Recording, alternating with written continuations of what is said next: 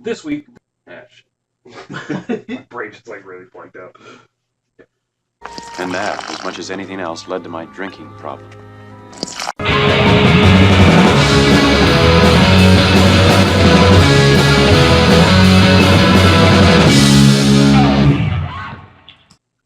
Hello, ladies and gentlemen. My name is Paul Workman. I am the man of constant hatred. And I'm Manny Classic, and this is Drinking Age Movies, a review show where we review movies from 21 years ago. And this week, we're watching a film that may make you regret eating dolphin-safe tuna. That's right, we're watching Zeus and Roxanne. One day in paradise, a lonely dog named Zeus met an orphan dolphin named Roxanne. And something amazing.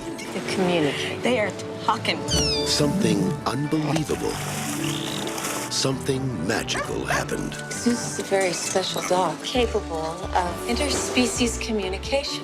What's the big deal? I talk to Zeus all the time. But Zeus is talking with my dolphin.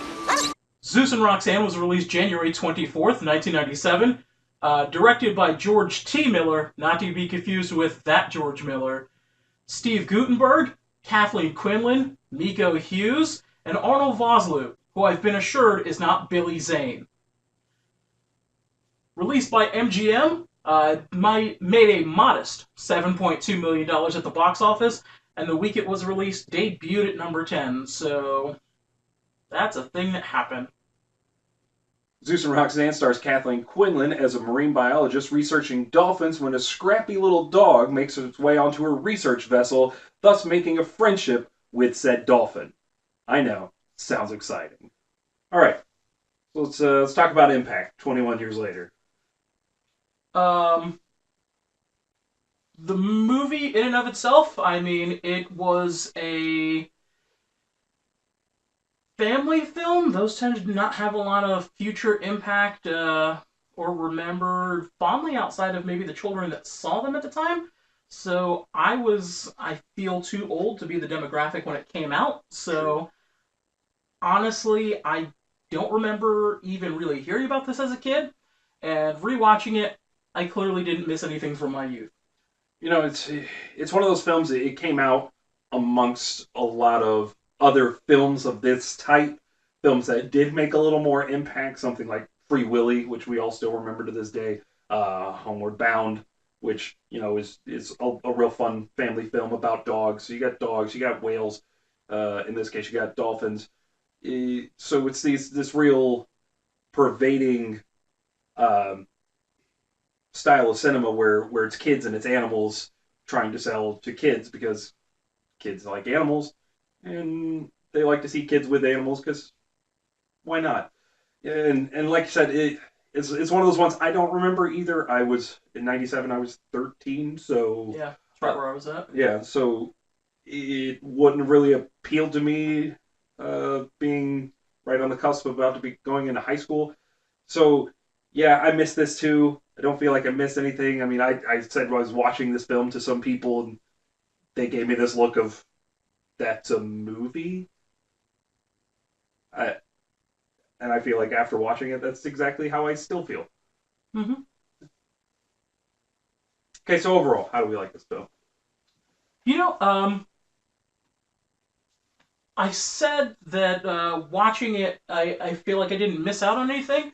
That is not to say that this is a bad film. Right. I honestly think it is a maybe middle-of-the-road type film. If you saw it, there's probably parts that you loved as a kid, if you saw it at that time period. It tried maybe a little too hard to be family-friendly. It was almost a mix of Homeward Bound and The Parent Trap. Let's get together! Yeah! In terms of its kind of plot and everything like that. But it is, it's fine. It's inoffensive. You know, there's a couple big name actors, Guttenberg and Kathleen Quinlan at the time, who were still relevant, although Guttenberg was towards the end of his, what I think to be film career. I think he started moving into more voiceover work like a lot of 80s actors did and things like that. Right. But yeah, it was fine. Yeah, it's a cute film. It really is. It's a sweet little movie that exists. It doesn't do much more than that. It tells a story it wants to tell. It doesn't seem to be trying to make too much impact. Um, so you just get a lot of kid antics. The kids are kind of the strong, authoritative types in this film. The Steve Guttenberg's character is this kind of washed up musician who's writing commercial jingles while he's trying to write his great big rock opera. And he's got Miko Hughes as his son, who is pretty much the adult in the relationship. So you get the kids being strong, as you said, like Parent Trap. They're making all the decisions in the film. They're pulling all the strings. So it's really one of these kid centric. Let's appeal to them. If the adults enjoy it, then they enjoy it. But they're not who we're trying to make money off of. So it really just it stays small and it doesn't do much. Yeah. Outside of kind of the scenes that take place out on the water, the majority of this film takes place in a 1 block radius of respective both of their homes. Right. So it has a very um, kid next door type feel. There's a couple scenes where you see them out kind of adventuring and things like that. Um, like you said, you get Gutenberg as this washed up musician who Miko Hughes kind of plays more his parent. There's a scene where he literally hands him a razor and calls him by his full government name. And he does this. Well, he refers to him as Terry. That's his character's name. Terrence. Or Terrence throughout the entire film. He never calls him Dad. It's Terry or it's Terrence, and he has to make adult decisions for him. While Kathleen Quinlan is more uptight, regimented scientist. So to play off of that, she has two daughters that are the rebellious, type. So you get that dichotomy between the kids being one set is more like children, and one is more the parent, and you get the opposite for the parents. So and Quinlan's daughters are apparently so out of control, which you never really see in the film. You never see them like go out of control. But every time they come to talk to their mother, Kathleen Quinlan ups the stakes every time she talks to him and says, "What did you do now? Did you burn down a school?" And it goes from the low end to the point where she's like, "You guys are such terrible children. I assumed you burned down the school." And then you have Arnold Vosloo as probably the most mustache twirling villain I've maybe ever seen in a kid's film. He is Snidely Whiplash times 10. And he's even more Snidely Whiplash than the Snidely Whiplash that was in the Brendan Fraser Dudley Do-Right movie. So he's out Snidely Whiplash. Kind of ridiculous in a way. Mm-hmm. You get some he gets some mustache twirling machinations in terms of just dastardly things. At one point, he's separating a mother dolphin from her calf. And that's his introduction. That's how you meet this character. Yeah, is to separate these two dolphins and then ramp up the masking sound to where they can't communicate. To break that down from a non-science perspective, he'd like to take a baby, put that baby into a Guar concert, and see how it reacts with its mother not around. Yeah. That Guar reference is for like the 6 of you that know who Guar is that are also watching this thing right now, so you're welcome. Yeah, so it just keeps doing things like that. He's kidnapping dogs, he's threatening to kick animals, threatening to take baby animals away from their mothers. It just all this. He's bribing drunks.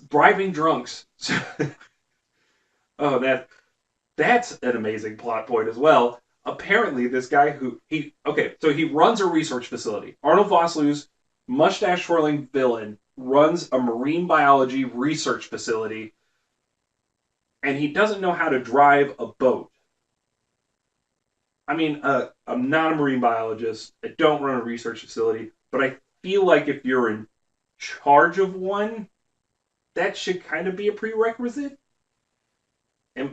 Am I alone on this? No, I'm with you, especially because the boat that's inevitably driven, you can kind of see its steering capabilities. It's just a steering wheel, and as opposed to hitting gas or a brake, you just have the full tilt lever. So So it he's very science because he instructs the drunk how to drive it, which means he has a working understanding of how the boat should operate. just He's why? he's such a villain that he understands how the machinations work, but he would rather have underlings do it. As he does with just about anything.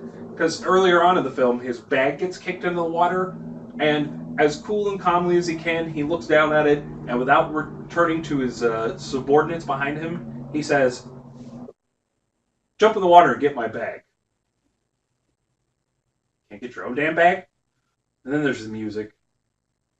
The music is the most saccharine, syrupy, sweet nonsense I have ever heard in a film. Uh, I'm not even sure I know how to describe this music. Other than that, it's cheesy for no reason. Yeah, it's you think that there would honestly there's not a lot of music to begin with. I guess because it's a children's film, they didn't want to overload by putting a lot of music in it. But it seems weird that there's not, given the fact that Guttenberg's character is a musician. And every time he's seen writing music, it's on like a Casio keyboard that he has headphones on, so he's just like plotting at the keys. Also, there's a couple scenes where he's on the keyboard, kids end up doing something, and he leaves the house. Now, if this was today, this would make a lot of sense. But in 1997, he's still wearing those headphones. Like, it's not like they're wireless. That really wasn't a thing. So he had to make the decision to unplug the headphones and then leave them on as opposed to just taking the headphone off his head. Yeah. Anyway, so the music is pretty just generic, saccharine sweet. The love ballad, and I don't know this for a fact. It just sounds like Maid Marian's song, but from Robin Hood, Men in Tights.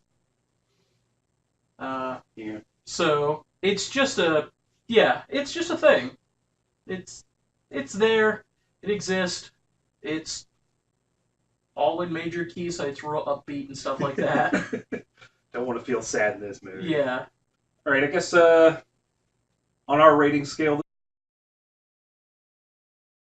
this is as you said, pretty inoffensive film. It's fine. It exists. It's nothing special. It's really not that bad. I'm gonna go damn average.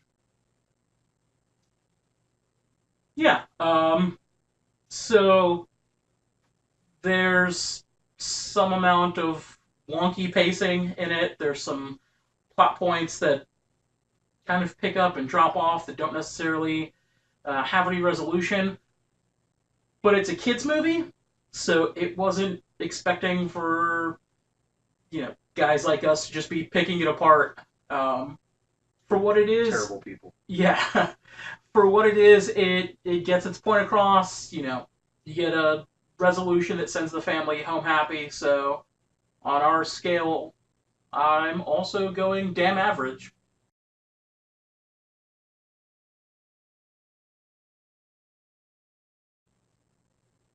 So what did you think? Did you like Zeus and Roxanne? Did you hate it? Did you think it was average? Did Dogs and Dolphins just kind of get you off? Leave a comment down below.